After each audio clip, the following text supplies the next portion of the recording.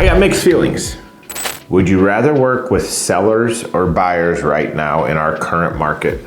I got two thoughts on this. Yes, every agent wants to work with more sellers. They want more listings because listings could lead to additional buyers, right? Calling off the sign, and additional listings if you do all the proper things and go door knock and try to get more listings from your one listing. But with interest rates where they're at, I would rather have a ready, willing, and able buyer who has a deadline, who wants to move, and his price point's $300,000 than a $500,000 listing with 20 comparable properties on the market, an unmotivated seller just thinks they want to maybe move to South Florida, haven't painted since they bought the house in 1961, still got the original flooring, still got the, like, all the things. None of the things are done there. Like, give me motivation over exploratory dreams any day. I don't care about price point because I can probably go find another buyer. I can sell two of those. I can sell two of those guys faster than I'm going to sell the one listing.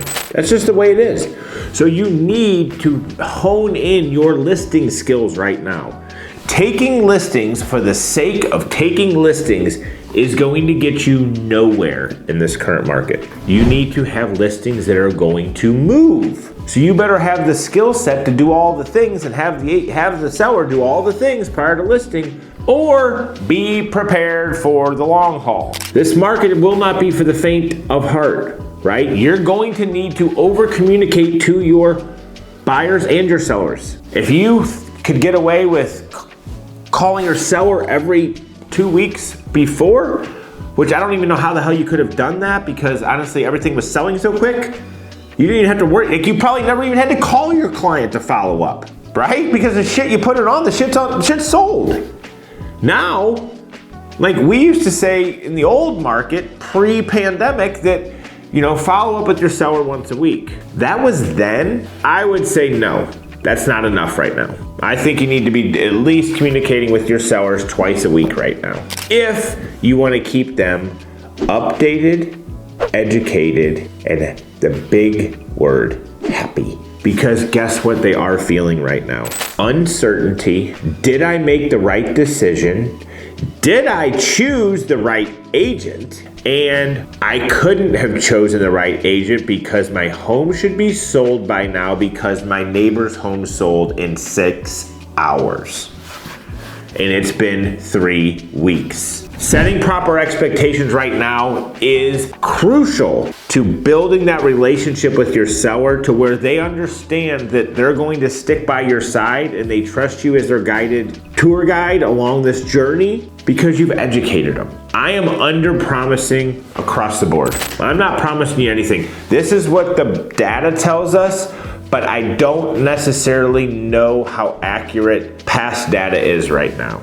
Meaning days on market and how long it's going to take to get a house sold.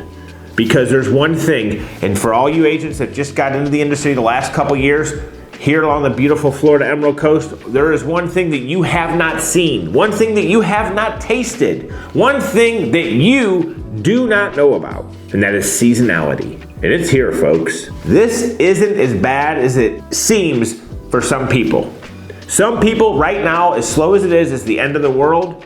People that have been in it long enough go, whew, this kind of feels a little normal. Because guess what? What was not normal was to sell 35 houses in November, right? That's what we did 2 years ago. That was not normal. Pre-pandemic levels, pre-pandemic conditions have returned to our market. But what's not gonna return to our market is the agents who won't do the work. Thinking you can sit there and your phone is going to ring and you're just going to like be the waiter. Those days are over. You will have to pick up your phone and make the calls. You're going to have to do activities that will make the phone ring. Whether it's outdoor knocking, whether it's going to social events, whether you have to go and meet people and add them to your database. Here's the big one. You have to ask for business. Call your sphere of influence. Call your friends. Call your family. Hey, how's everything going? Here, this is a great method for doing it. It's called the Ford method. Family, ask how their family's doing. Their occupation, ask how work's doing. What's the R stand for, you think? Recreation. What are they doing for fun? They been on any good vacations? Keep an eye on what your people in your database are doing, like on Facebook. If you see them go on an epic vacation, send them a message. Hey dude, I saw you guys were just in Glacier National Park. It looked awesome. I'd love to grab a cup of coffee and hear all about your trip. You think that's a good thing to do for somebody that already knows, likes, and trusts you? You think you could maybe show up there, buy the guy a cup of coffee, and maybe say, hey man, the market's down. I really have a goal next year of selling X, Y, and Z and helping so many families get into new homes. I have a goal of like 40 houses I want to sell next year. Is there any way I could count on you to help me reach my goal? Now, this is somebody that already knows you, likes you, and trusts you. What do you think they're gonna say to you? Think they're gonna say no? No, they're probably gonna say, heck yeah. Okay, great. Well, when you hear somebody talking about real estate, obviously always remember me, but do me one favor. If you would, shoot me their name and number. I'd love to reach out to them, keep you out of the middle of it. I can reach out to them to say, hey, I got your number from John, and I can deal with them directly. I would really appreciate that. As a matter of fact, I'm going to need your help to be able to survive this kind of turbulent market. Why wouldn't you do that? Sound desperate? Sound like you need his help? Well, good, because you do. The market's changed. You need all the help you can get. You have to ask for it though. You have to ask for business. Just like when I was at the bottom of the barrel drinking, I had to ask for help. That's how I got out from the shit show my life was. Asking for help. Ask people for business. Put a game plan together to follow up with the people you've already worked with and ask them to help you continue to grow your business. It's easy. And then guess what? Now, you put it in your CRM and you call them in a couple months and you go, hey John, me again. Remember when you promised to help me grow my business? What you got? By the way, I'm gonna call you back in 3 more months and see what you got. Hey John, me again. Consistency. I'm calling you back like I said I would. Remember when you told me you were gonna help me grow my business?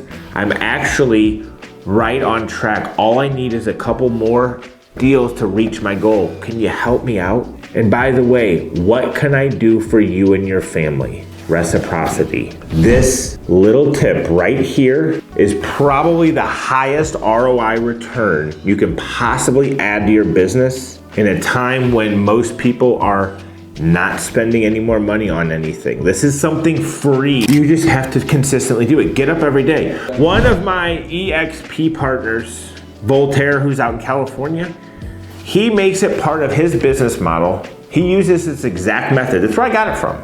That's the cool thing about my group at EXP is we are all there to help and share and learn and grow from each other. Whatever is working in someone else's business, they share with me. These are my business partners. So he makes it a rule. He will not leave the office until 8 o'clock p.m. if he hasn't gotten 2 referrals from calling his database daily. He gets on the phone, calls his database every day until he gets 2 referrals. Imagine if you did that. You think your business would change a little bit? Think if you committed to something like as intense as that? What if you just got 1 referral? But you probably need 2, honestly, because think about it. They're not all gonna pan out. Just because you get 10 referrals a week, like a referral is not always so much better than a real estate lead, right? They're usually a better lead, don't get me wrong. But that doesn't mean every one of them is gonna transact. But if you committed to something like that, where would your business be in 3 months, 6 months, 9 months? You wouldn't be bitching about interest rates, I'll tell you that, because you'd have a business beyond your wildest dreams if you committed to the process of doing it.